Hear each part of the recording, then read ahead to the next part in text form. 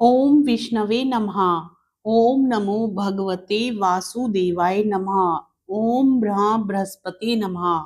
आज बृहस्पतिवार का दिन है और आज आप सभी सुनेंगे श्री बृहस्पतिवार व्रत कथा। भारतवर्ष में एक प्रतापी और दानी राजा राज्य करता था। वह नित्य गरीबों और ब्राह्मणों की सहायता करता था। यह बात उसकी रानी को अच्छी नहीं लगती थी। वह ना ही गरीबों को दान देती, ना ही भगवान का पूजन करती थी और राजा को भी दान देने से मना किया करती थी। एक दिन राजा शिकार खेलने वन को गए हुए थे, तो रानी महल में अकेली थी। उसी समय बृहस्पति देव साधु वेश में राजा के महल में भिक्षा के लिए गए और भिक्षा मांगी। रानी ने भिक्षा देने से इनकार किया और कहा, हे साधु महाराज, मैं तो दान पुण्य से तंग आ गई हूँ। मेरा पति सारा धन लुटाते रहते हैं। मेरी इच्छा है कि हमारा धन नष्ट हो जाए, फिर ना रहेगा बांस, ना बजेगी बांसुरी। साधु ने कहा, देवी तुम तो बड़ी विचित्र हो। धन संतान तो सभी चाहते हैं, पुत्र और लक्ष्मी तो पापी के घर भी होने चाहिए। यदि तुम्हारे पास अधिक धन है तो भूखों को भोजन दो, प्यासों के लिए प्याऊ बनवाओ, मुसाफिरों के लिए धर्मशालाएं खुलवाओ। जो निर्धन अपनी कुंवारी कन्याओं का विवाह नहीं कर सकते, उनका विवाह करा दो। ऐसे और कई काम हैं जिनके करने से तुम्हारा यश लोक परलोक में फैलेगा। परंतु रानी पर उपदेश का कोई प्रभाव न पड़ा। वह बोली, महाराज आप मुझे कुछ न समझाएं। मैं ऐसा धन नहीं चाहती जो हर जगह बांटती फिरूं। साधु ने उत्तर दिया, यदि तुम्हारी ऐसी इच्छा है तो तथास्तु। तुम ऐसा करना कि बृहस्पतिवार को घर लीपकर पीली मिट्टी से अपना सिर धोकर स्नान करना, भट्टी चढ़ाकर कपड़े धोना। ऐसा करने से आपका सारा धन नष्ट हो जाएगा। इतना कहकर वह साधु महाराज वहां से आलोप हो गए। साधु के अनुसार कई बातों को पूरा करते हुए रानी को केवल 3 बृहस्पतिवार ही बीते थे कि उसकी समस्त धन संपत्ति नष्ट हो गई। भोजन के लिए राजा का परिवार तरसने लगा। तब एक दिन राजा ने रानी से बोला कि हे रानी, तुम यहीं रहो, मैं दूसरे देश को जाता हूँ, क्योंकि यहाँ पर सभी लोग मुझे जानते हैं, इसलिए मैं कोई छोटा कार्य नहीं कर सकता। ऐसा कहकर राजा परदेश चला गया। वहां वह जंगल से लकड़ी काट कर लाता और शहर में बेचता। इस तरह वह अपना जीवन व्यतीत करने लगा। इधर राजा के परदेश जाते ही रानी और दासी दुखी रहने लगी। एक बार जब रानी और दासी को 7 दिन तक बिना भोजन के रहना पड़ा, तो रानी ने अपनी दासी से कहा, हे दासी, पास ही के नगर में मेरी बहन रहती है। वह बड़ी धनवान है। तू उसके पास जा और कुछ ले आ, ताकि थोड़ी बहुत गुजर बसर हो जाए। दासी रानी की बहन के पास गई।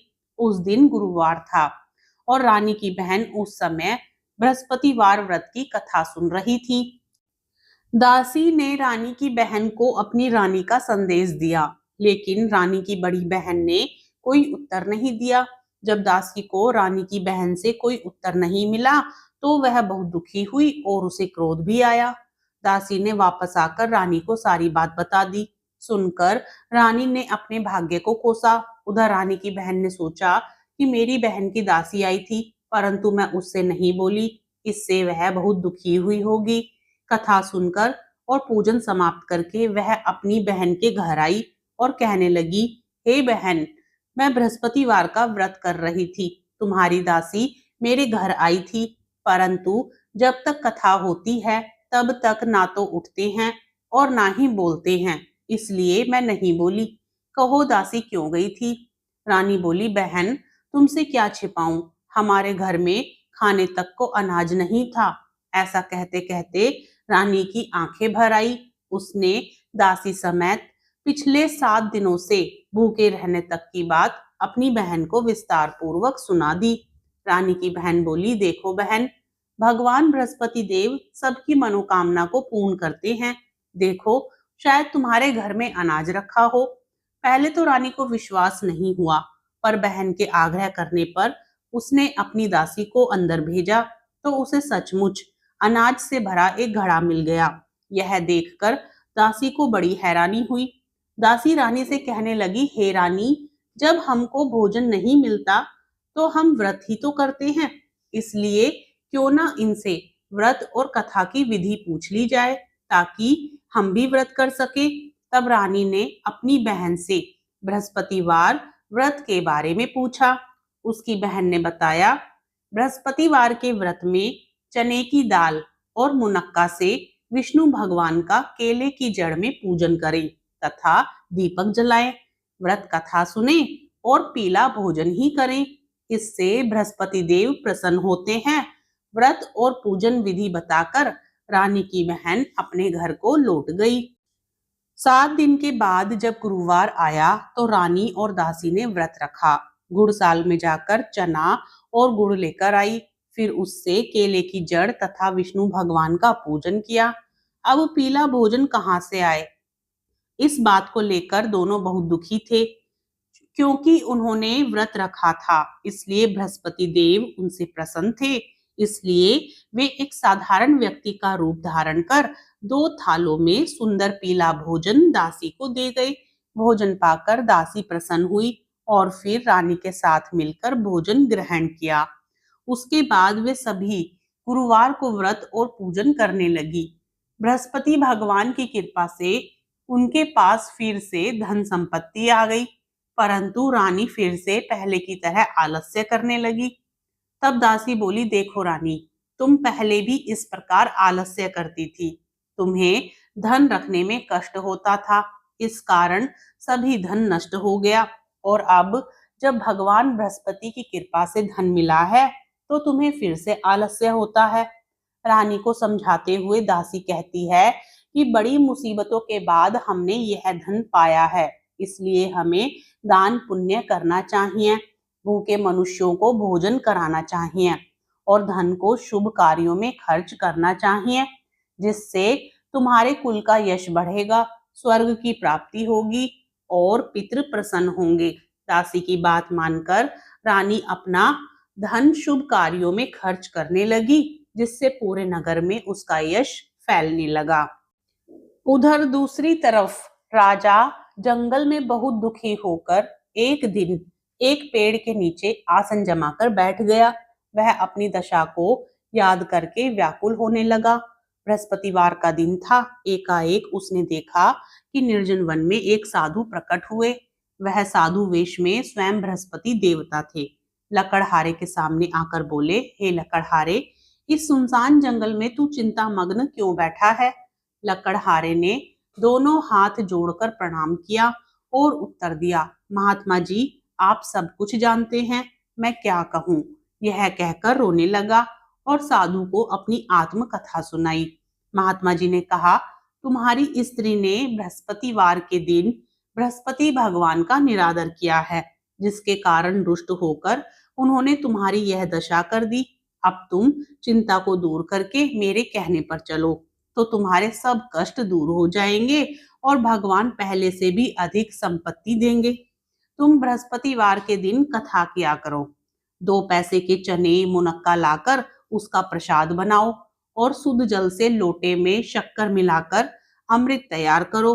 कथा के पश्चात अपने सारे परिवार और सुनने वाले प्रेमियों में अमृत व प्रसाद बांटकर आप भी ग्रहण करो। ऐसा करने से भगवान तुम्हारी सब मनोकामनाएं पूरी करेंगे। साधु के ऐसे वचन सुनकर लकड़हारा बोला, हे प्रभु, मुझे लकड़ी बेचकर इतना पैसा नहीं मिलता जिससे भोजन के उपरांत कुछ बचा सकूं। मैंने रात्रि में अपनी स्त्री को व्याकुल देखा है। मेरे पास कुछ भी नहीं जिससे मैं उसकी खबर मंगा सकूं। साधु ने कहा, हे लकड़हारे, तुम किसी बात की चिंता मत करो। बृहस्पतिवार के दिन तुम रोजाना की तरह लकड़ियां लेकर शहर को जाओ। तुमको रोज से दुगना धन प्राप्त होगा, जिससे तुम भली भांति भोजन कर लोगे तथा बृहस्पति देव की पूजा का सामान भी आ जाएगा। इतना कहकर साधु अंतर ध्यान हो गए। धीरे धीरे समय व्यतीत होने पर फिर वही बृहस्पतिवार का दिन आया। लकड़हारा जंगल से लकड़ी काटकर किसी शहर में बेचने गया। उसे उस दिन और दिन से अधिक पैसा मिला। राजा ने चना गुड़ आदि लाकर गुरुवार का व्रत किया। उस दिन से उसके सभी कलेश दूर हुए, परंतु जब दोबारा गुरुवार का दिन आया तो बृहस्पतिवार का व्रत करना भूल गया। इस कारण बृहस्पति भगवान नाराज हो गए। उस दिन उस नगर के राजा ने विशाल यज्ञ का आयोजन किया तथा शहर में यह घोषणा करा दी कि कोई भी मनुष्य अपने घर में भोजन ना बनावे, ना आग जलावे। समस्त जनता मेरे यहाँ भोजन करने आवे। इस आज्ञा को जो ना मानेगा उसे फांसी की सजा दी जाएगी। इस तरह की घोषणा संपूर्ण नगर में करवा दी गई। राजा की आज्ञा अनुसार शहर के सभी लोग भोजन करने गए, लेकिन लकड़हारा कुछ देर से पहुंचा, इसलिए राजा उसको अपने साथ घर लिवा ले गए और ले जाकर भोजन करा रहे थे तो रानी की दृष्टि उस खूंटी पर पड़ी जिस पर उसका हार लटका हुआ था। वह वहां पर दिखाई नहीं दिया। रानी ने निश्चय किया कि मेरा हार इस मनुष्य ने चुरा लिया है। उसी समय सिपाहियों को बुलाकर उसको कारागार में डलवा दिया। जब लकड़हारा कारागार में पड़ गया और बहुत दुखी होकर विचार करने लगा कि ना जाने कौन से पूर्व जन्म के कर्म से मुझे यह दुख प्राप्त हुआ है, और उसी साधु को याद करने लगा जो कि जंगल में मिला था। उसी समय तत्काल बृहस्पति देव साधु के रूप में प्रकट हुए और उसकी दशा को देखकर कहने लगे, अरे मूर्ख, तूने बृहस्पति देव की कथा नहीं करी, इस कारण तुझे दुख प्राप्त हुआ है। अब चिंता मत कर, बृहस्पतिवार के दिन कारागार के दरवाजे पर 4 पैसे पड़े मिलेंगे, उनसे तू बृहस्पति देव की पूजा करना, तेरे सभी कष्ट दूर हो जाएंगे। बृहस्पतिवार के दिन उसे 4 पैसे मिले। लकड़हारा ने कथा कही। उसी रात्रि को बृहस्पति देव ने उस नगर के राजा को स्वप्न में कहा, हे राजा, तुमने जिस आदमी को कारागार में बंद कर दिया है वह निर्दोष है, वह राजा है, उसे छोड़ देना। रानी का हार उसी खूंटी पर लटका है। अगर तू ऐसा नहीं करेगा तो मैं तेरे राज्य को नष्ट कर दूंगा। इस तरह रात्रि के स्वप्न को देखकर राजा प्रातःकाल उठा और खूंटी पर हार देखकर लकड़हारे को बुलाकर क्षमा मांगी तथा लकड़हारे को योग्य सुंदर वस्त्र आभूषण देकर विदा कर दिया। बृहस्पति देव की आज्ञानुसार लकड़हारा अपने नगर को चल दिया। राजा जब अपने नगर के निकट पहुंचा तो उसे बड़ा आश्चर्य हुआ। नगर में पहले से भी अधिक बाग, तालाब, कुएं तथा बहुत सी धर्मशाला, मंदिर आदि बन गई हैं। राजा ने पूछा, यह किसका बाग और धर्मशाला है? तब नगर के सब लोग कहने लगे, यह सब रानी और बांदी के हैं। तो राजा को आश्चर्य हुआ और गुस्सा भी आया। तब रानी ने यह खबर सुनी कि राजा आ रहे हैं तो उन्होंने बांदी से कहा कि हे दासी, देख, राजा हमको कितनी बुरी हालत में छोड़ गए थे। हमारी ऐसी हालत देखकर वह लौट ना जाए, इसलिए तू दरवाजे पर खड़ी हो जा। आज्ञा अनुसार दासी दरवाजे पर खड़ी हो गई। राजा आए तो उन्हें अपने साथ लिवा लाई। तब राजा ने क्रोध करके अपनी रानी से पूछा कि यह धन तुम्हें कैसे प्राप्त हुआ?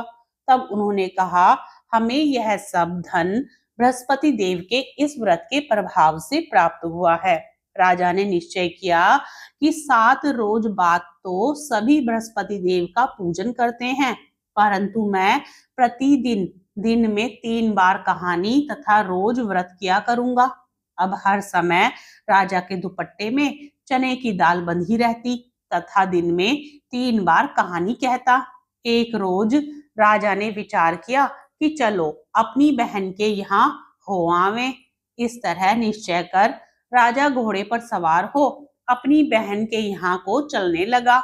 मार्ग में उसने देखा कि कुछ आदमी एक मुर्दे को लिए जा रहे हैं। उन्हें रोककर राजा कहने लगा, अरे भाइयों, मेरी बृहस्पति देव की कथा सुन लो। वे बोले, लो, हमारा तो आदमी मर गया है, इसको अपनी कथा की पड़ी है। परंतु कुछ आदमी बोले, अच्छा कहो, हम तुम्हारी कथा भी सुनेंगे। राजा ने दाल निकाली और जब कथा आधी हुई थी कि मुर्दा हिलने लग गया, और जब कथा समाप्त हो गई तो राम राम करके मनुष्य उठकर खड़ा हो गया। आगे मार्ग में उसे एक किसान खेत में हल चलाता मिला। राजा ने उसे देख और उससे बोले, अरे भैया, तुम मेरी बृहस्पतिवार की कथा सुन लो। किसान बोला, जब तक मैं तेरी कथा सुनूंगा तब तक 4 हरैया जोत लूंगा। जा, अपनी कथा किसी और को सुनाना। इस तरह राजा आगे चलने लगा। राजा के हटते ही बैल पछाड़ खाकर गिर गए तथा किसान के पेट में बड़ी जोर का दर्द होने लगा। उस समय उसकी माँ रोटी लेकर आई। उसने जब यह देखा तो अपने पुत्र से सब हाल पूछा और बेटे ने सभी हाल कह दिया। तो बुढ़िया दौड़ी दौड़ी उस घुड़सवार के पास गई और उससे बोली कि मैं तेरी कथा सुनूंगी, तू अपनी कथा मेरे खेत पर चलकर ही कहना। राजा ने बुढ़िया के खेत पर जाकर कथा कही, जिसके सुनते ही वह बैल उठ खड़े हुए तथा किसान के पेट का दर्द भी बंद हो गया। राजा अपनी बहन के घर पहुंचा। बहन ने भाई की खूब मेहमानी की। दूसरे रोज प्रातःकाल राजा जगा तो वह देखने लगा कि सब लोग भोजन कर रहे हैं। राजा ने अपनी बहन से कहा, ऐसा कोई मनुष्य है जिसने भोजन नहीं किया हो? मेरी बृहस्पतिवार की कथा सुन ले। बहन बोली, हे भैया, यह देश ऐसा ही है कि पहले यहाँ लोग भोजन करते हैं, बाद में अन्य काम करते हैं। अगर कोई पड़ोस में हो तो देख आऊं।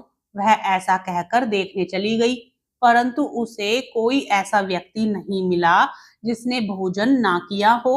अतः वह एक कुम्हार के घर गई जिसका लड़का बीमार था। उसे मालूम हुआ कि उनके यहाँ 3 रोज से किसी ने भोजन नहीं किया है। रानी ने अपने भाई की कथा सुनने के लिए कुम्हार से कहा। वह तैयार हो गया। राजा ने जाकर बृहस्पतिवार की कथा कही, जिसको सुनकर उसका लड़का ठीक हो गया। अब तो राजा की प्रशंसा होने लगी। एक रोज राजा ने अपनी बहन से कहा कि हे बहन, हम अपने घर को जाएंगे, तुम भी तैयार हो जाओ। राजा की बहन ने अपनी सास से कहा। सास ने कहा, हाँ चली जा, परंतु अपने लड़कों को मत ले जाना, क्योंकि तेरे भाई के कोई औलाद नहीं है। बहन ने अपने भैया से कहा, हे भैया, मैं तो चलूंगी, पर कोई बालक नहीं जाएगा। राजा बोला, जब कोई बालक नहीं चलेगा तब तुम ही क्या करोगी? बड़े दुखी मन से राजा अपने नगर को लौट आया। राजा ने अपनी रानी से कहा, हम निर्वंशी हैं, हमारा मुंह देखने का धर्म नहीं है और कुछ भोजन आदि नहीं किया। रानी बोली, हे प्रभु, बृहस्पति देव ने हमें सब कुछ दिया है, वह हमें औलाद अवश्य देंगे। उसी रात को बृहस्पति देव ने राजा से स्वप्न में कहा, हे राजा, उठ, सभी सोच त्याग दे, तेरी रानी गर्भ से है। राजा की यह बात सुनकर बड़ी खुशी हुई। 9वें महीने में उसके गर्भ से एक सुंदर पुत्र पैदा हुआ। तब राजा बोला, हे रानी, स्त्री बिना भोजन के रह सकती है, पर बिना कहे नहीं रह सकती। जब मेरी बहन आवे तुम उससे कुछ मत कहना। रानी ने सुनकर हाँ कर दिया। जब राजा की बहन ने यह शुभ समाचार सुना तो वह बहुत खुश हुई तथा बधाई लेकर अपने भाई के यहाँ आई। तभी रानी ने कहा, घोड़ा चढ़कर तो नहीं आई, गधा चढ़ी आई। राजा की बहन बोली, भाभी, मैं इस प्रकार ना कहती तो तुम्हें औलाद कैसे मिलती? बृहस्पति देव ऐसे ही हैं, जैसी जिसके मन में कामनाएं हैं सभी को पूर्ण करते हैं। जो सद्भावना पूर्वक बृहस्पतिवार का व्रत करता है एवं कथा पढ़ता है अथवा सुनता है, दूसरों को सुनाता है, बृहस्पति देव उसकी सभी मनोकामना पूर्ण करते हैं। भगवान बृहस्पति देव उसकी सदैव रक्षा करते हैं। संसार में जो मनुष्य सद्भावना से भगवान जी का पूजन व्रत सच्चे हृदय से करते हैं तो उनकी सभी मनोकामनाएं पूर्ण करते हैं। जैसी सच्ची भावना से रानी और राजा ने उनकी कथा का गुणगान किया तो उनकी सभी इच्छाएं बृहस्पति देव जी ने पूर्ण की थी। इसलिए पूर्ण कथा सुनने के बाद प्रसाद लेकर जाना चाहिए। हृदय से उसका मनन करते हुए जयकारा बोलना चाहिए। प्रेम से बोलो, बृहस्पति देव भगवान की जय, भगवान विष्णु की जय। कथा सुनने के बाद आरती भी जरूर सुननी चाहिए, तभी कथा का संपूर्ण फल प्राप्त होता है। ओम जय बृहस्पति देवा, ओम जय बृहस्पति देवा, छिन छिन भोग लगाऊं कदली फल मेवा। ओम जय बृहस्पति देवा, तुम पूर्ण परमात्मा, तुम अंतर्यामी, जगत पिता जगदीश्वर, तुम सबके स्वामी। ओम जय बृहस्पति देवा, चरणामृत निज निर्मल सब पातक हरता, सकल मनोरथ दायक कृपा करो भरता। ओम जय बृहस्पति देवा, तन मन धन अर्पण कर जो जन शरण पड़े, प्रभु प्रकट तब होकर आकर द्वार खड़े। ओम जय बृहस्पति देवा, दीन दयाल दयानिधि भक्तन हितकारी, पाप दोष सब हरता भव बंधन हारी। ओम जय बृहस्पति देवा, सकल मनोरथ दायक सब संशय हारो, विषय विकार मिटाओ संतन सुखकारी। ओम जय बृहस्पति देवा, जो कोई आरती तेरी प्रेम सहित गावे, जेठानंद आनंद कर सो निश्चय पावे। ओम जय बृहस्पति देवा, जय बृहस्पति देवा, ओम जय बृहस्पति देवा। प्रेम से बोलिए बृहस्पति देव भगवान की जय। मित्रों, कथा पसंद आए तो वीडियो को लाइक करें, शेयर करें और इस प्रकार की कथाएं सुनने के लिए चैनल को भी जरूर सब्सक्राइब करें।